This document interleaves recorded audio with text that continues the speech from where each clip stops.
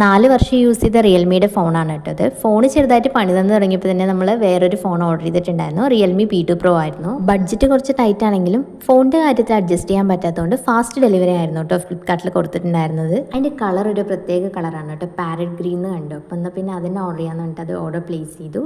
അങ്ങനെ നമ്മൾ കൊടുത്ത് 2 ദിവസത്തിനുള്ളിൽ തന്നെ നമ്മുടെ കയ്യിൽ ഫോൺ കിട്ടിയിട്ടോ. ഇതിന് കേർവ്ഡ് ഡിസ്പ്ലേ ആണ് കേട്ടോ. ഞാൻ ആദ്യമായിട്ടാണ് ഇങ്ങനത്തെ ടൈപ്പ് ഒരു ഫോൺ കാണുന്നത് തന്നെ. ഡെലിവറി ചെയ്യുമ്പോൾ തന്നെ അവർ ഫോണൊക്കെ ഓപ്പൺ ചെയ്തിട്ടാണ് കേട്ടോ നമുക്ക് തന്നത്. അതുകൊണ്ട് എനിക്ക് അൺബോക്സിങ് വീഡിയോ ഒന്നും എടുക്കാൻ പറ്റിയിട്ടുണ്ടായിരുന്നു. ഫോൺ പിടിക്കാനൊക്കെ കുറച്ചുകൂടെ കംഫർട്ടബിൾ ആയിട്ടുണ്ടായിരുന്നു കേട്ടോ.